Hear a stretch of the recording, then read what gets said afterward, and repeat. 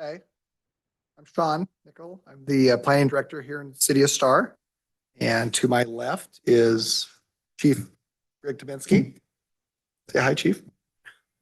Hi, Greg Tominski, the Fire District. Just the gentleman to your left. Tim Haynes, the new police chief. I'm Tim, the police chief. And the mayor is on his way. He and I both had a meeting at Canyon County to talk about our area of impact. And he was running late, so he'll be pulling up. Matter of fact, I think he just pulled up just now. So everybody would hold their questions for just a minute. You got any questions for me?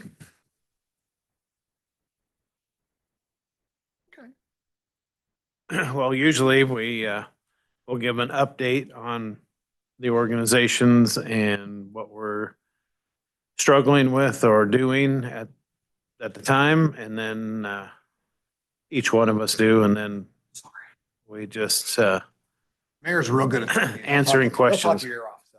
Yeah, he's a talker. So I mean, I guess I can talk. I mean, I can tell you about the fire district. The Star Fire District is 55 square miles, and Middleton Fire District is 110 square miles. Together, we're 165. We are two separate fire districts with two separate boards and two separate budgets, but we operate as one through a joint powers agreement. So collectively, we have 3 stations, 3 engines on shift, fully staffed every day, and a battalion chief. And then we share all of the administration. So from my position down through the battalion chiefs are all shared costs, which saves each district about $500,000 a year. Year to date, we have ran about 32 or 3,400 calls between the 3 stations, and it just gets busier and busier every year. If you weren't informed earlier, we have tried to run levy increase. We failed the 4th time in both districts, and it's up to the Board of Commissioners on both sides if we put it back on the ballot again. We have just barely started those discussions, so I can't answer that question to this point. But the need has not gone away, so my recommendation is going to be that we do, but it is ultimately up to them. What's your name? Yep. Sorry. Debbie, how are you? Good. All right. Where did we start? Sorry, I've been at Canyon County hearing since 9:30 and had to fly to get back. I'm like, guys, I gotta leave for this, but on area of impact. It's Chief's turn. All right.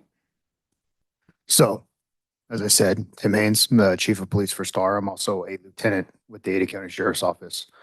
The way that works, having those dual roles, is that Star, for its police services, they contract with Ada County. The county and the city together determine the staffing level, what the needs of the city are. As experts in law enforcement, the county will determine what's going on, make their recommendations. Ultimately, it will be the elected officials of the city who determine how the contract is going to look. And then they have an administrator, who is me in this case, to administrate that contract. It's an interesting position to be in because, you know, you spend your entire time in law enforcement driving fast and doing all the cool stuff. And then suddenly you become basically an accountant. And that's where I am right now. One of our goals is, it's a great job. I'm just saying it's a big change to suddenly be doing that instead. One of the goals of the city is to maintain one commissioned officer with law enforcement authority, one commissioned officer for each 1,000 citizens in the city of Star. And we're just over that right now by a hair. So we're sitting in a really, really good position. We use a proactivity-based model, which means that what we expect to see from the deputies who work in the city is they're initiating more work than they are reacting to calls from the public. Or calls from the public will obviously take priority over everything else, like from the smallest one to the largest one. We need to respond to that as quickly as we can. And and handle the issues. It's a quality of life thing. We need to handle the issues that people are having. But in those in-between times when we're not receiving calls, the deputies are out there contacting members of the public. It's not necessarily people that they think are criminals. They need to know everyone in the community. Because quite frankly, the number of criminals in a community like Star is not vast. We don't live in a major city. So we work in an environment where almost everyone we encounter every day is a good, decent, honest person. It's important to maintain a relationship with those people. Part of a community policing mindset that we like to use. Know the people that run the businesses, know the people that make up community groups, but most importantly, be aware of the specific individuals that live in our community that make up the whole. And when we have those good relationships, a lot of times that proactivity takes the form of getting warnings from members of the community. It could be someone like you that makes the phone call that helps us catch someone who's creating a lot of issues. That's why that stuff's important. Right now, we're at 23.25. The 0.25 is one of our SROs, who generally an SRO during the summer will be reassigned somewhere else in the county to work patrol or augment detectives or something like that. But the city of Star is elected to keep that person here. It's, in our case, it's Detective Takeuchi, who is our SRO at Star Middle. He will stay in the community and he'll work at the parks or augment patrol. And it just helps us to keep a handle on the activity in the city, especially during the summer, because this place gets pretty busy, as you've probably noticed. And he knows the kids, right? And so if we have juvenile issues, he's probably knows who it is. It happens on a regular basis. So he's a fantastic deputy, one of our best. And yeah, what the mayor said is exactly right. If we have a juvenile problem, we can show them a photo and they'll say, I know that kid.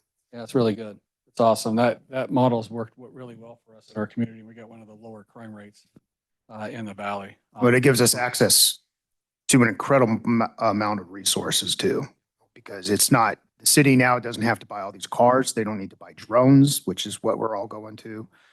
Shields. I mean, they can purchase stuff like that if they like, but they don't have to. If we need that stuff, we can call upon the county and our partners in our own agency will come in to help, and then we can share the workload with each other. Yeah, cool. Any more? No, sir. Awesome. Do you have any questions? Just nothing, no questions? Just come to listen? What do you want to hear about? Check it out. Yeah, we do it every month. Usually it's the fourth Wednesday, just because next week it's Thanksgiving. We moved it up to today. And we're going to do none in December just because of the timing on that, just so you're aware. But the fourth Wednesday every month here at 3:30, we have these. And if you have questions and stuff, we're more than willing to answer. Sometimes, depending on what's going on, one of those two may not be here or both, or myself, depending on the meetings and stuff. But we usually have a staff member or whatnot come in here and answer some questions too, if need be on stuff. So I would just so everybody's aware, I was at the area of impact hearing in Canyon County. The state legislation a year or two ago made everybody reestablish areas of impacts by the end of December this year. So there's 197 cities in the state of Idaho going through this exact same process with their counties. And Star is in 2 counties, so we're doing that in Ada County, which is already approved. And we just got done with Canyon County, which we had an area that was in dispute with the city of Nampa over here, which is very interesting that they took all of it out of both areas of impact. Great, whatever. It's the landowner's right, which is very interesting that happened that way on there. I thought for certain that they would keep it with Nampa, but they took it out of both on there, which doesn't really mean anything. An area of impact, so everybody's aware, it's a line that's just drawn that says that if development happens within that area of impact, the county should follow the city codes because that's an area that's likely to be developed in the future. So it's just not an enclave or something completely different. It doesn't happen that way anyway. A lot of times they do their own thing out there. Area of impacts also allows us to utilize people within that area of impact to be on different committees and stuff like that in our community that we have. So yeah. We know you, Lori. She doesn't. Oh. Oh, yeah. Well, no one can hear you anyway because I haven't brought you the microphone. Lori Bellata, I have a friend that they're moving into Star Point up on Star Road. They have a question about how can they change their address to Star? They're not in Meridian, they're in Star. They're in a zip code established by the US government in the zip code for Meridian. You can't even get an act of Congress to change that stuff. It's established lines that they will not move those at all. And so you have, no, the federal, it's not a state thing. It's not a city or county thing. It's a federal thing. Yeah. So we can't make that change. What they can do, they just use the zip code is all that really matters, right? For mail. They just put Star, Idaho with that zip code on there. That's all they got to do and make it that way. Yeah, that's fine. Yeah. Yeah, no, it's a common theme. So like Meridian zip code comes all the way down the river, all the way to in Star over there, and we're all the way to Chinden. We also, Star goes all into Canyon County quite a ways with our Star zip code, even part of Middleton is in that. On the other side of Highway 16's Eagle zip code, and that's in Star over there. Yeah, so it's an interesting dynamic that we're dealing with all over the place with that. So I've even asked our congressman to try to make that change because we've grown so fast, and it's just not something that they do. So no, it's not a priority for anybody. But that's a great question though. And I mean, seriously, because because it does confuse people when they think, well, I have a Meridian zip code, but I live I'm voting in Star's elections. Well, yeah, but it's Star, City of Star. You look at your property tax bill, it shows City of Star that you're paying taxes to, not the City of Meridian. Yeah. Yep. Yep. Cool. What else? Anything other questions? You have anything specific, Vernon? So we have, what else we got going on is, we're going to do a lot of, I don't know, does Sean talk about anything? Oh, no, okay. So because you were here, that was good.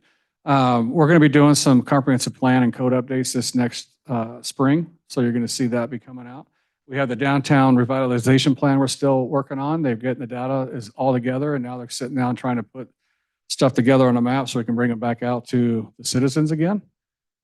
We got lots going on. We have impact fees that we're establishing we already have impact fees for parks, but it's getting reestablished for the price, which is going to go up. We're adding impact fees for police, and we're adding impact fees for our pathways and trailways. Yeah, in there. And so you're going to see that.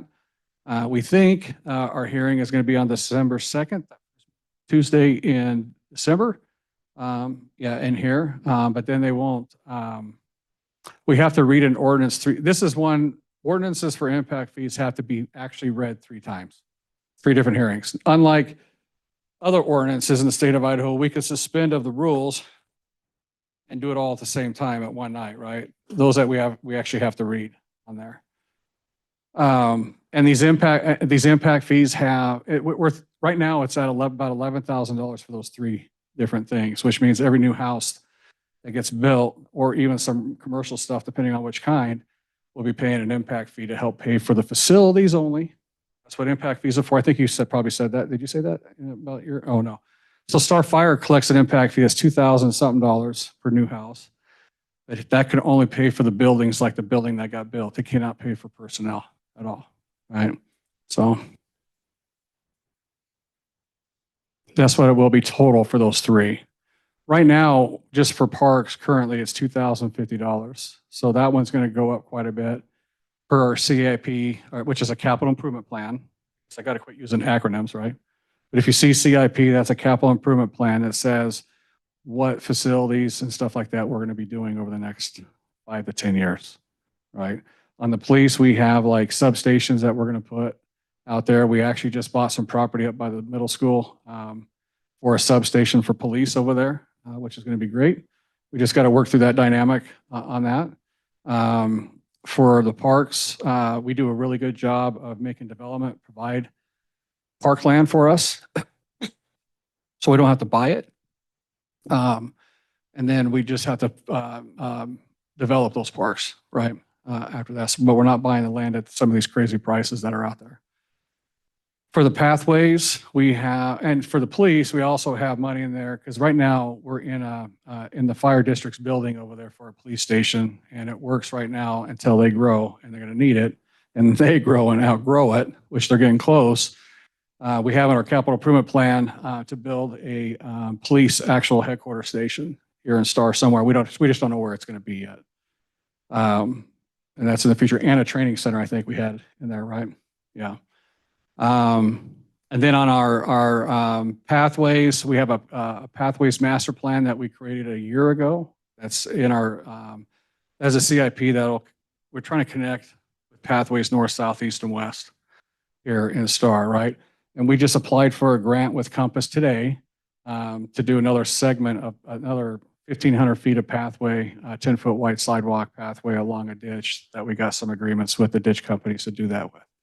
And that'll connect some of, if you go up to Star Road and Floating Feather, there's a ditch that runs north and south. It'll be a pathway from there all the way into the neighborhood, 1,500 feet, which will connect that and get kids and everybody down towards the parks and stuff, yeah.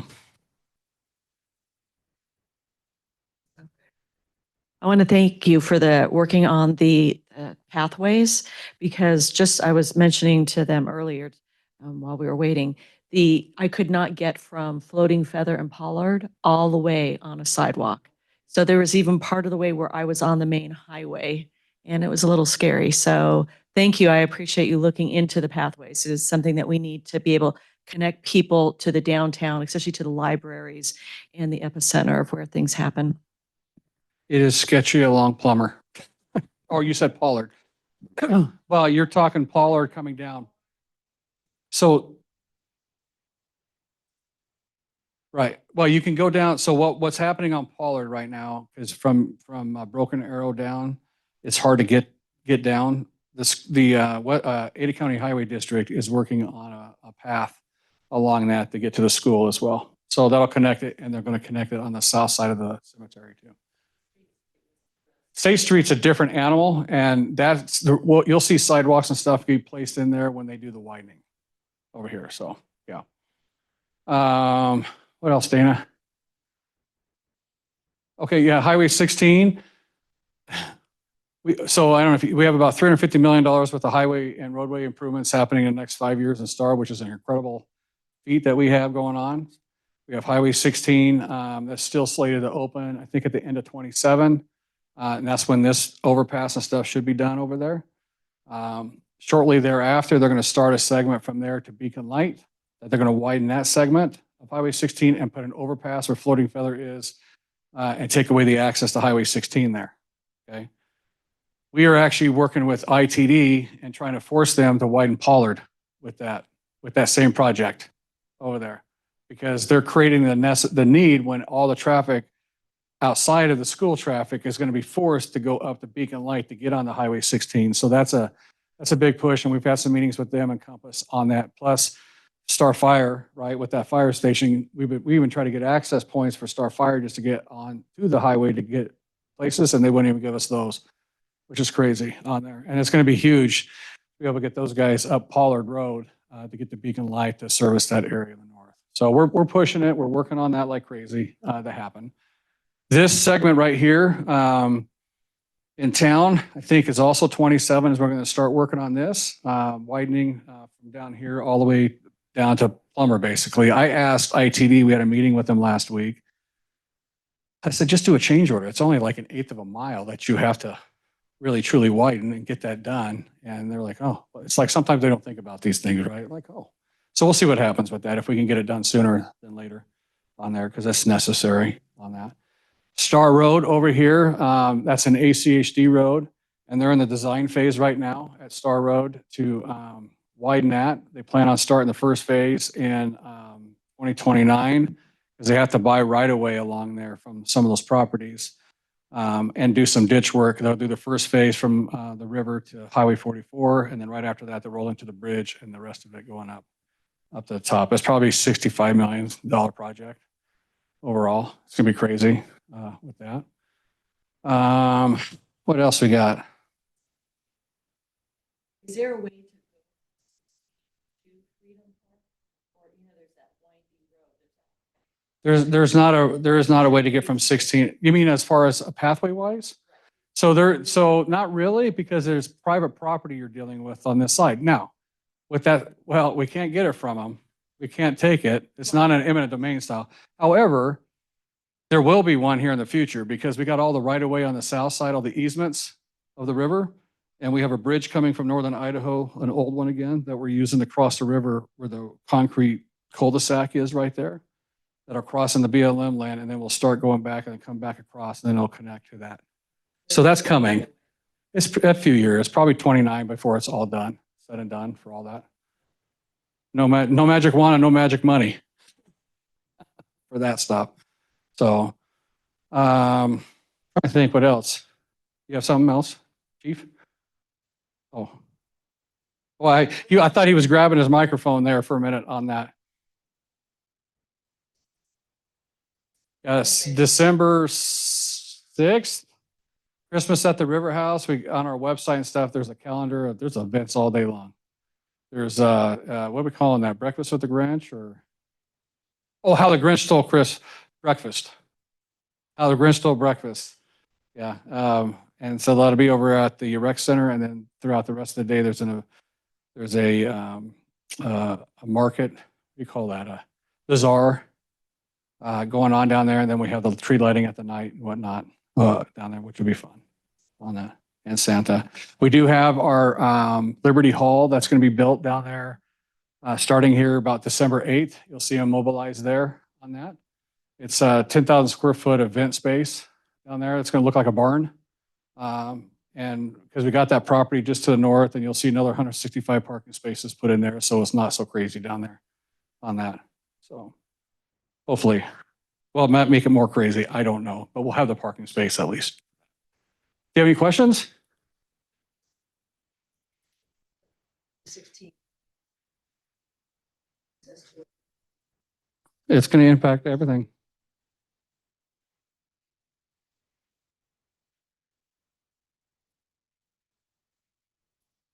For where? Well, that's so plumber. So that, yes. So right, they do, but some of that has to be done with some of these projects.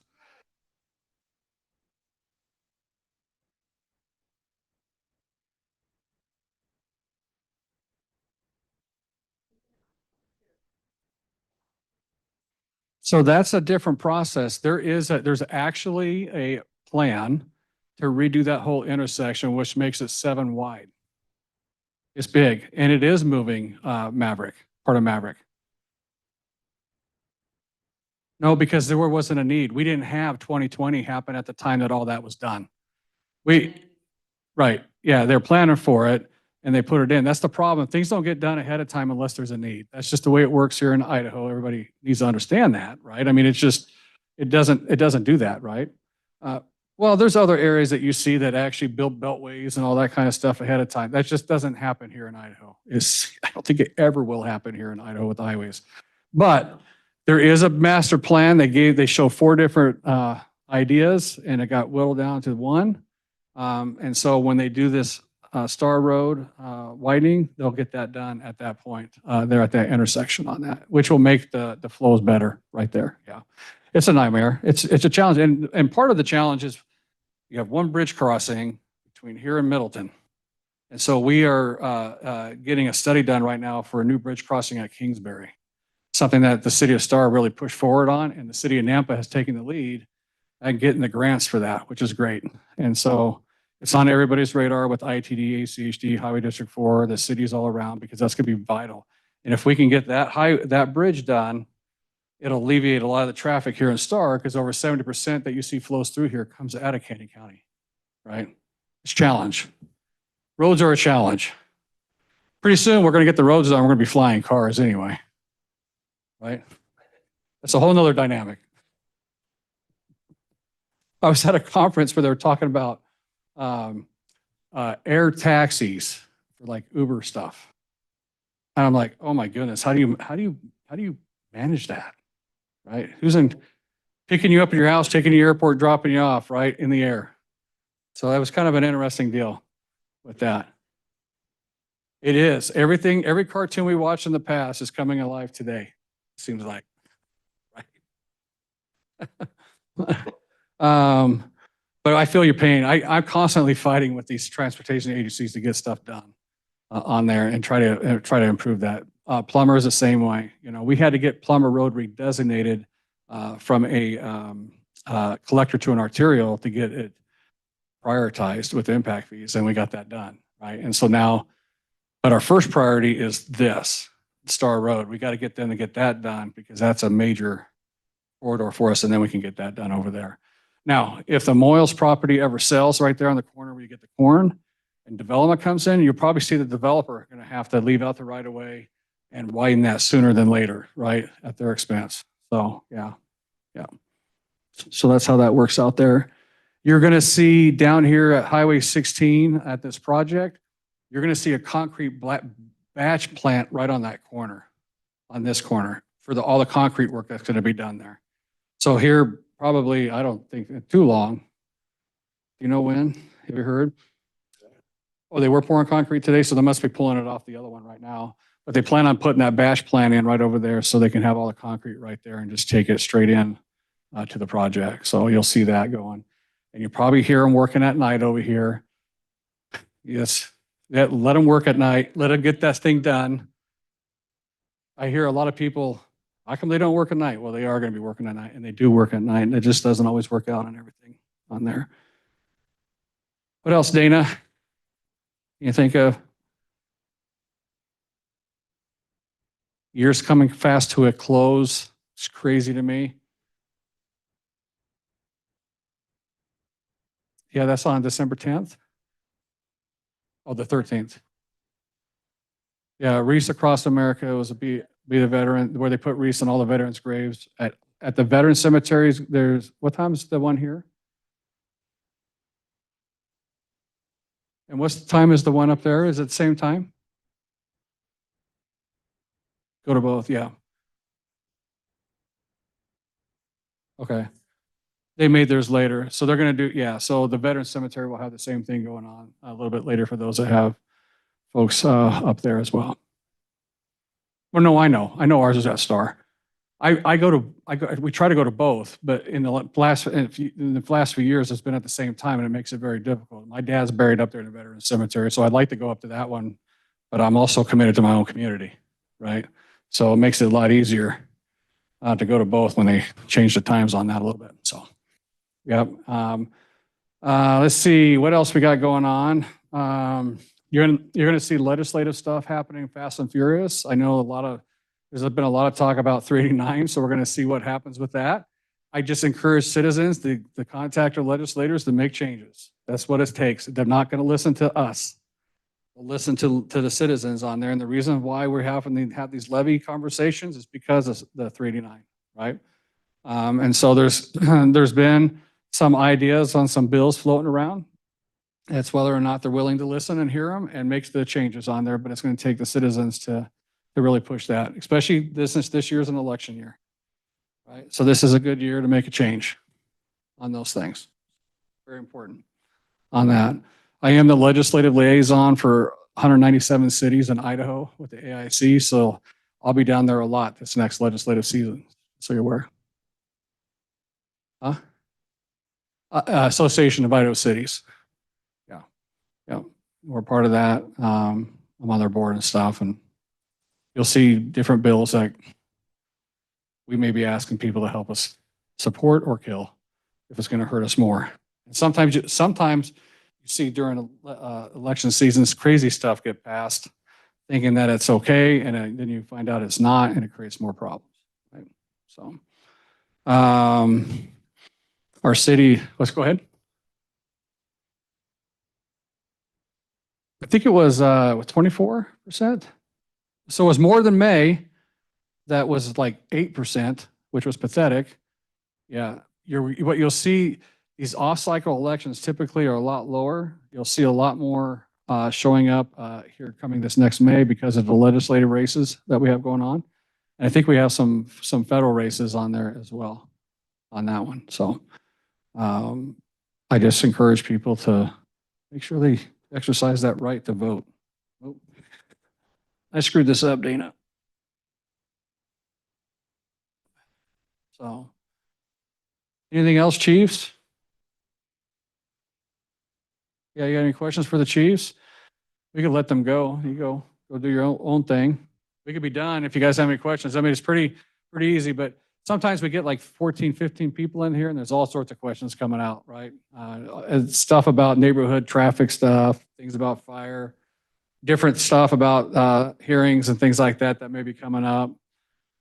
We do have a new city councilman coming on board because David's retired this year. He works for Department of Homeland Security and is being swamped with everything. So he really makes it hard for him to deal with all this. And so you'll see that change over on January 6th, I think is the date for that.